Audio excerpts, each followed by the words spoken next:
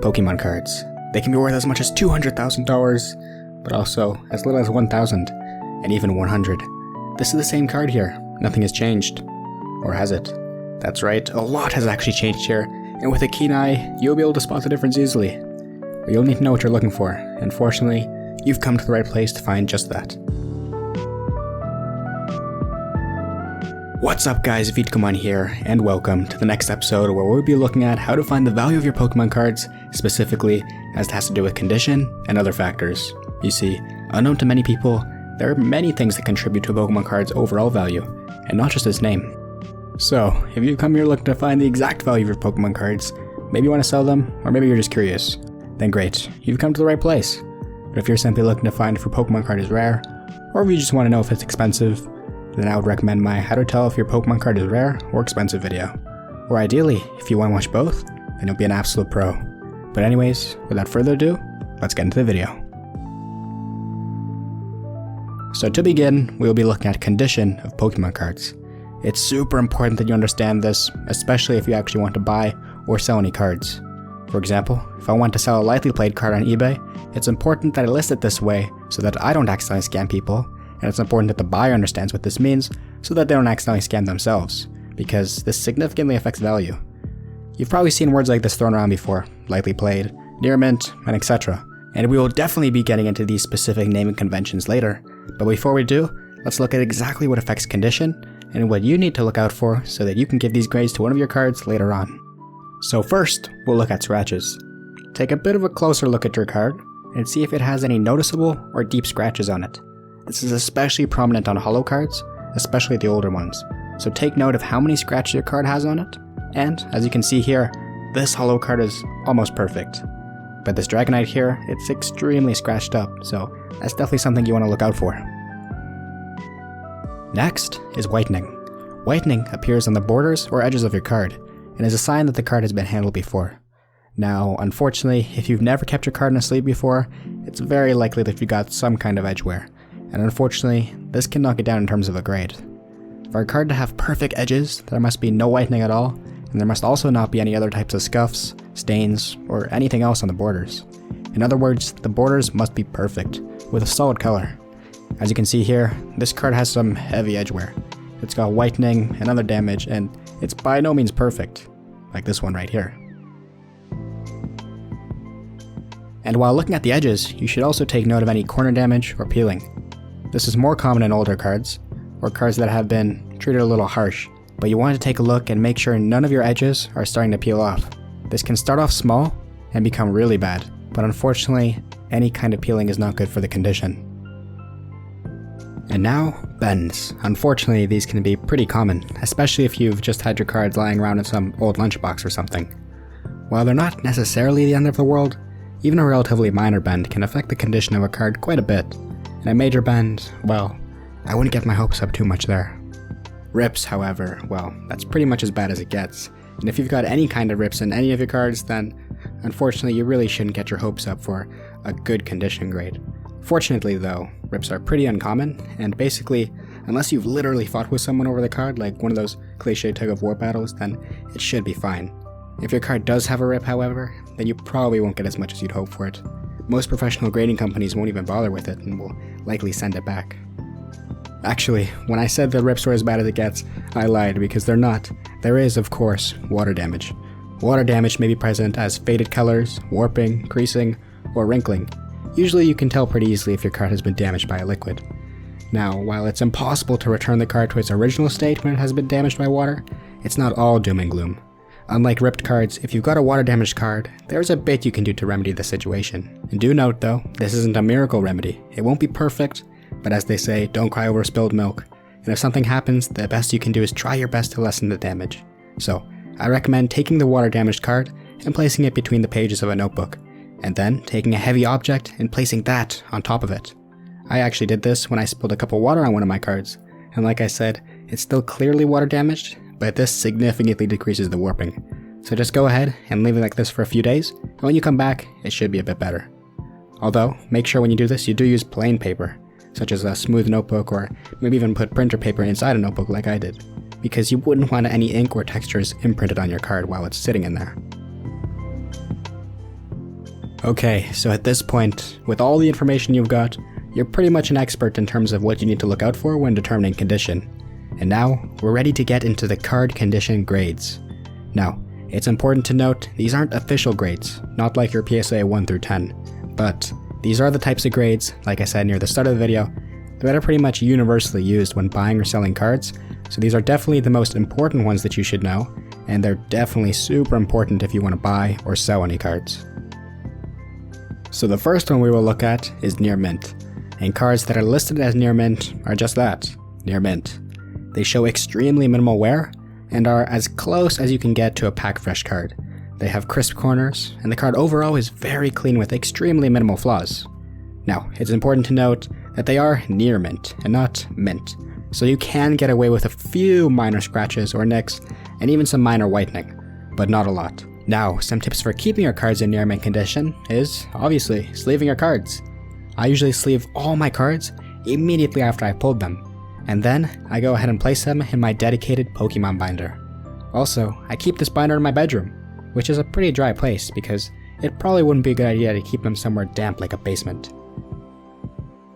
If you'd like to be extra careful on top of this, like I sometimes do with my very valuable cards, or cards I really want to keep in mint condition, you can also go ahead and double sleeve them. To double sleeve a card, I go ahead and place a clear plastic penny sleeve backwards over the top of the card, and then I place that in another, sturdier sleeve, the right way over the card. This way, the card is protected along both the top and the bottom with two sleeves, and absolutely nothing can happen to it. Next is lightly played, and where near mint cards have most likely been kept in a sleeve or a binder for the majority of their out-of-pack life, the lightly played category is a little bit more forgiving to those that haven't. Now, there's still no major defects here, nothing like water damage, bends, or rips, but some noticeable imperfections and wear are totally okay. This category is not perfect, so some minor blemishes such as some scratches, slightly bent corners, and slight whitening are all okay. But overall, the amount of flaws should be relatively low, and none should be too severe. Basically, lightly played cards are not near mint, but they should still be considered good condition. They are, after all, lightly played. This is a good category if you just want to buy a card that you like, and you want to spend a little bit less, but you still want to be in good condition, and don't want to pay the premium for a near mint card. Next is moderately played cards, and while not horrible, these have spent quite a bit of time out of the pack and in the hand. They've probably been played a couple times, shuffled within a couple decks, or just carried around everywhere by an elementary school kid. Moderately played cards may feature quite a bit of border and edge wear, as well as whitening and scratching or scuffing. They may even feature some major defects, such as creasing or bending, but if they do, it should still be relatively minimal at worst, and it should not affect the overall integrity of the card. Also, in order for a card with a crease or a bend to be placed in the moderately played category, it should not have damage that impacts a large area of the card, and this damage should not be in combination with a large amount of other imperfections, such as that we listed in the lightly played category. And now, heavily played. These Battle-Scarred veterans have survived quite a bit, and will show a severe amount of wear. In addition to any damages from the moderately played category, they can also have one instance of missing ink, so that is, in the name, one of the attacks, somehow one of the letters have been damaged, causing missing ink. They may also feature a major crease or bend, major whitening and border wear, and also water damage. So, if you've got a water damage card, the best it can be is heavily played. Now, it's important to note, for a water damage card to qualify as heavily played, the damage must cover less than 30% of the card. If less than 30% of the card's total surface area has been affected by the water, it may be considered heavily played. However, even so, if the damage is especially bad, then even with less than 30% of the card covered, it's in the next category. And the next is, of course, damaged. Basically, a damaged card is any card that is, at the very least, in one piece. These cards are the ones that have been used as bookmarks, rulers, or your dog's newest chew toy. Maybe someone even decided to roast one on the fire like a marshmallow, and then decided before it became fully charred that, actually, it's worth a couple $100, so maybe I'll just go ahead and save it, right? Sounds about right. Even though, I'm sure, that marshmallow would have been tempting. But, jokes aside, these cards are the ones that are illegal for tournaments. They've been through a lot, they've seen some stuff. They may even have a significant bend, a crease, or even a tear. And like I mentioned before, if more than 30% of the card has been damaged by water, then it's damaged. A damaged card is in a sad state, But on the bright side, there's no need to worry about its condition anymore, am I right? It can't get much worse.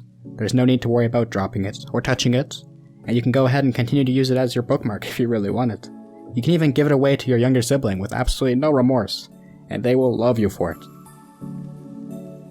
It really is an unfortunate journey from the once near mint condition that the card originally came to damaged. But with improper care, it's inevitable. What's not inevitable though is what we'll be getting into, very briefly, now.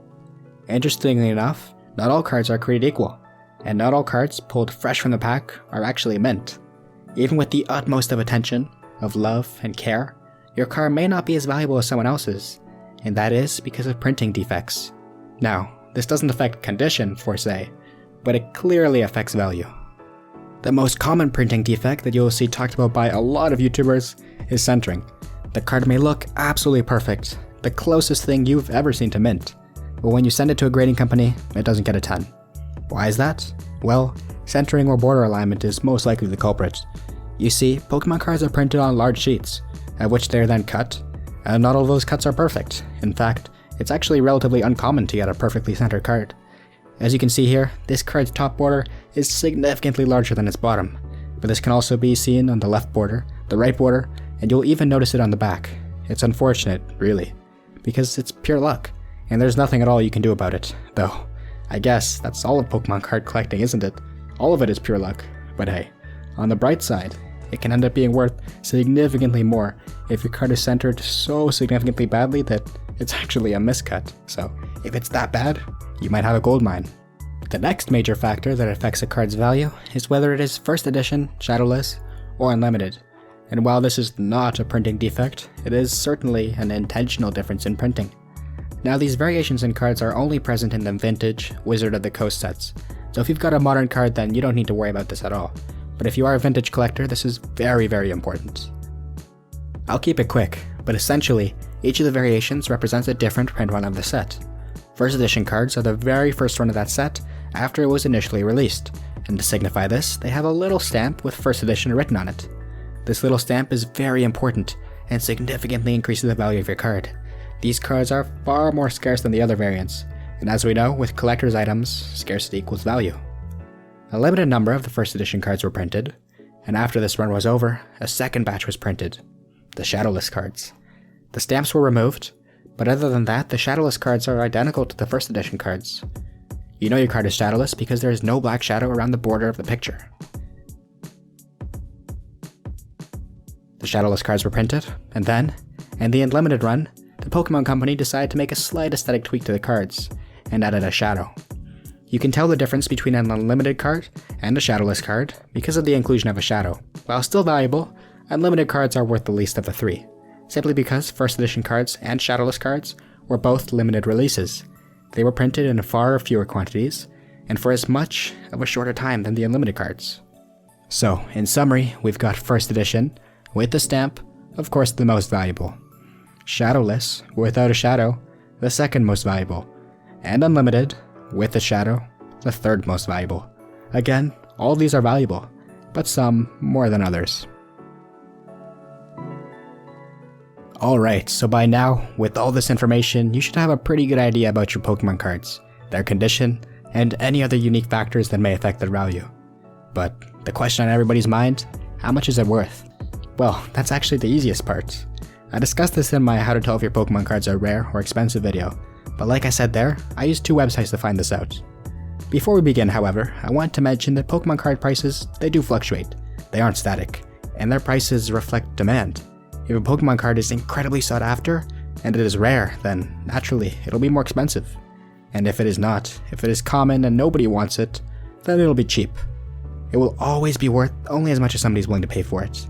But as we know, people pay a lot for their colorful pieces of cardboard. So the first website I would recommend using is this one right here, called TCGplayer. I started using this one a lot more recently, and it's actually very helpful. You can simply search the name of your Pokemon card in this search bar right here. So in this case, I'm searching up a Charizard EX, and we have a bunch of options, but mine is this one, 12 out of 108. So you can see the price right here, $4.58. But that doesn't sound right, and that's where our knowledge from earlier comes in handy. This one right here you can see is damaged, and I know my card is near mint. So go ahead and click view more listings, and on a side note, you should always do this though, even if the initial price corresponds with your card's condition, just so that you can get a better idea of the price.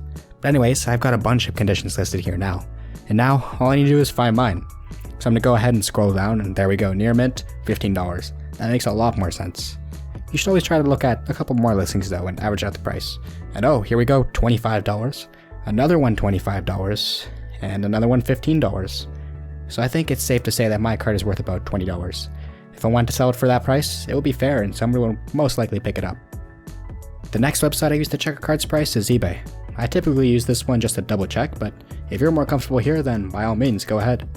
So same as before, all I'm doing is searching up the name of my Pokemon card. Again, Charizard EX 12 out of 108.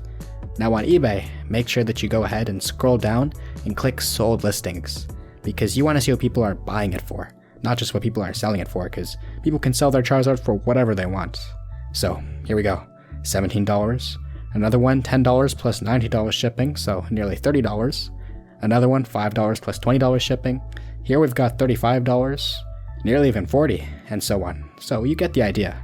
Again, make sure that the condition matches, but as we can see, I would still average these out to say about $20 to $30. You can go wrong with neither of these websites, so it's up to you, but both of them, you're averaging out the price, and that's how you get the value. And there you go, you are now an expert on Pokemon card value, and you should easily be able to find out exactly how much any of your Pokemon cards are worth. If you're still having any troubles though, or if you have any questions, then go ahead and leave a comment on this video, or you can even DM me on Instagram at Vitgamon. I'll respond as soon as I am able to help you out, which should be relatively quickly.